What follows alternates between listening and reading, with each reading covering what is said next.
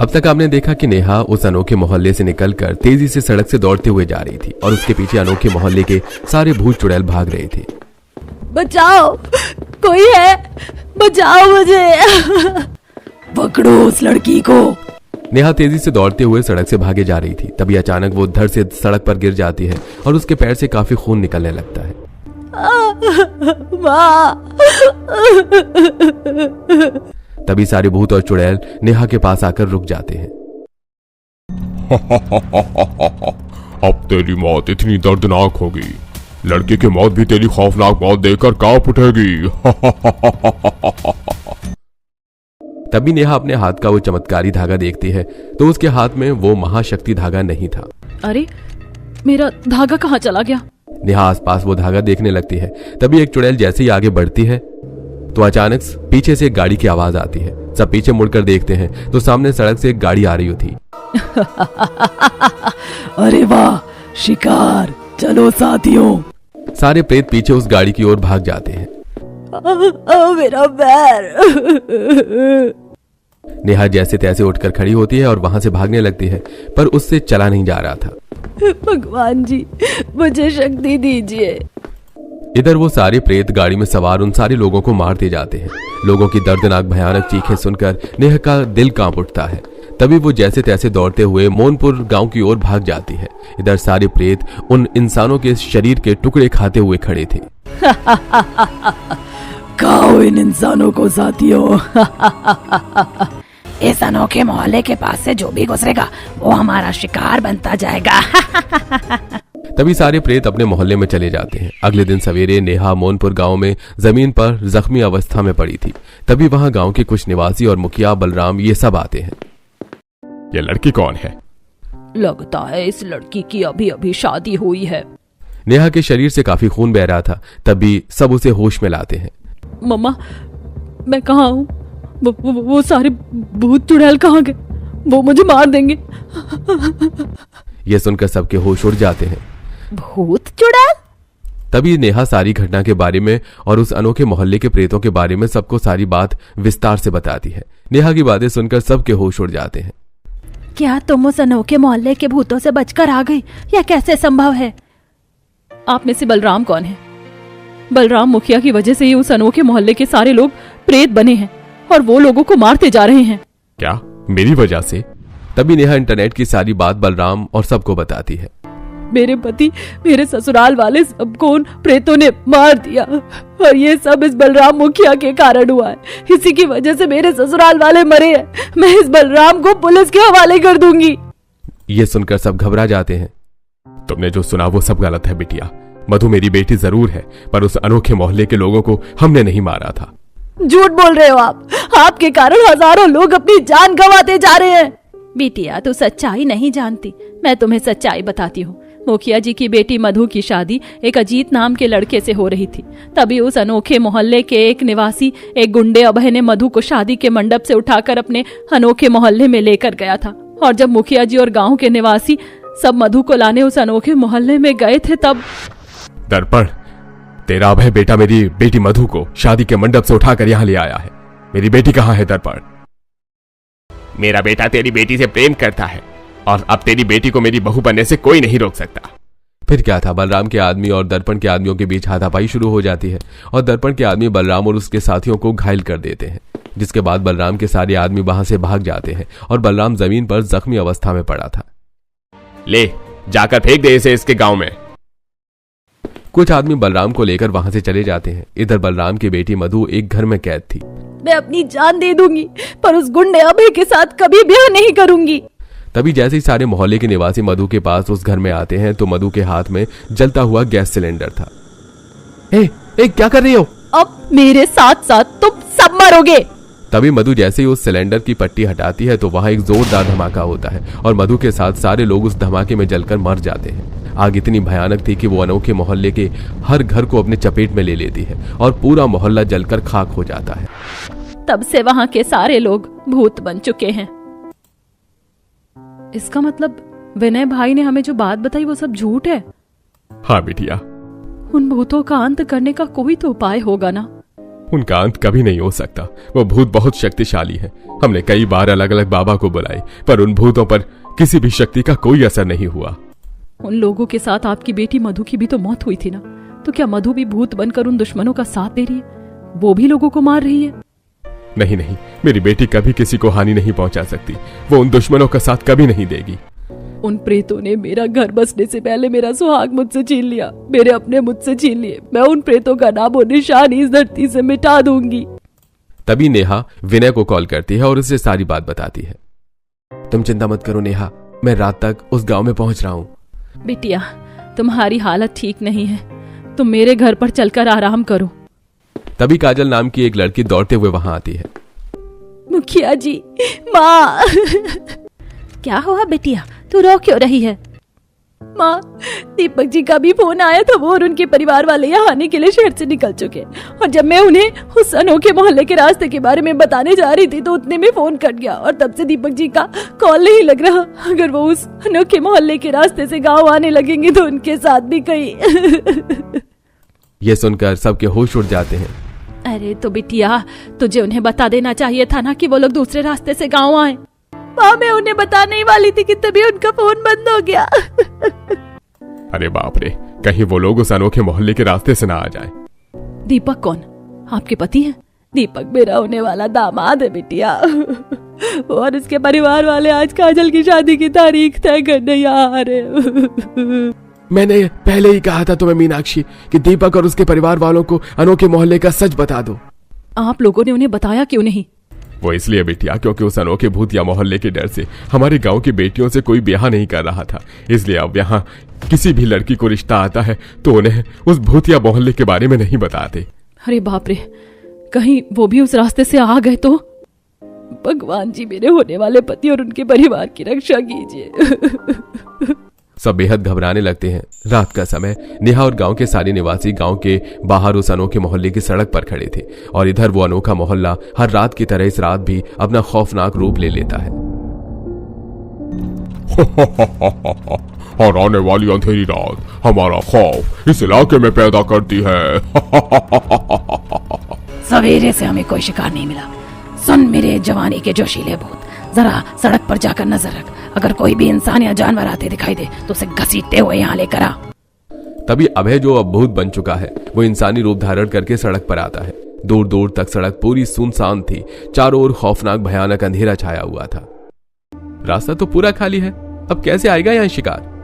तभी अभय भूत वहां से गायब हो जाता है और हाईवे के पास आकर खड़ा हो जाता है। तभी एक तेज कार रफ्तार से सामने आ रही थी। गाड़ी आ रही है, इसे अपने मोहल्ले की ओर मोड़ देता हूं।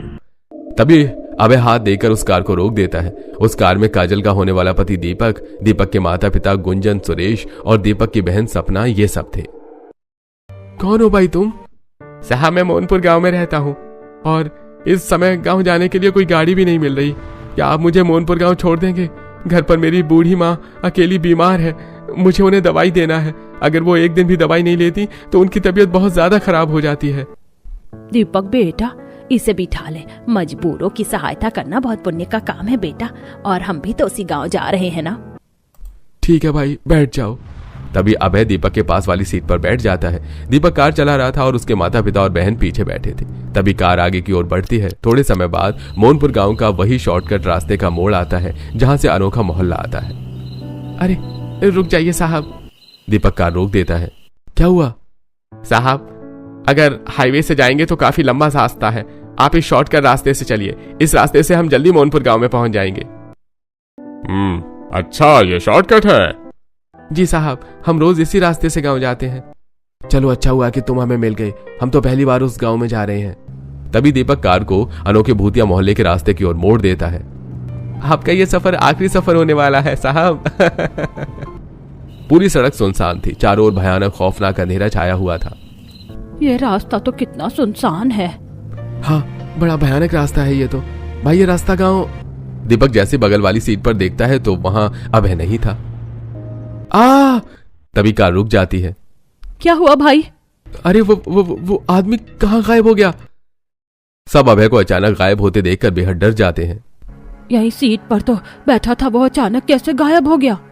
दीपक बेटा, मुझे ये जगह कुछ ठीक नहीं लग रही है, तू चल बेटा यहाँ से।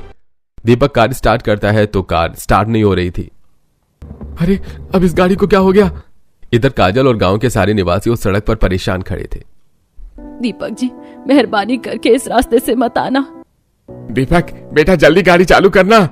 तभी दीपक की खिड़की के पास बाहर वही अभय आता है। क्या हुआ साहब, गाड़ी खराब हो गई क्या? तुम? तभी अभय अपने असली भूतिया रूप में प्रकट हो जाता है। ये देखकर दीपक और उसके परिवार वाले डर के मारे चीखने चिल्लाने लगते हैं। अरे बाप रे, ये तो भूत है। अरे तभी वहां सारे भूत चुड़ैल राक्षस ये सब आ जाते हैं और वो दीपक और उसके परिवार को पकड़कर अपने उस अनोखे मोहल्ले में ले जाने लगते हैं। अरे बचाओ बचाओ, हमें कोई बचाओ। तभी सारे भूत दीपक और उसके परिवार के शरीर को नोच नोच कर खाने लगते हैं। यह भयानक खौफनाक दर्द के कारण दीपक और उसके परिवार वाले दर्दनाक आवाज से चिल्ला रहे थे। तभी उनकी आवाज काजल और उसके गांव के निवासियों के कानों तक पहुंच जाती है। अरे ये कैसी आवाजें हैं? ये तो दीपक जी की आवाज है। नहीं। दीपक और उसके परिवार की खौफनाक दर्दनाक चीखें सुनकर गांव के निवासियों की रूह तक कांप उठती है। फिर से उन प्रेतों ने इंसानों को अपना शिकार बना लिया।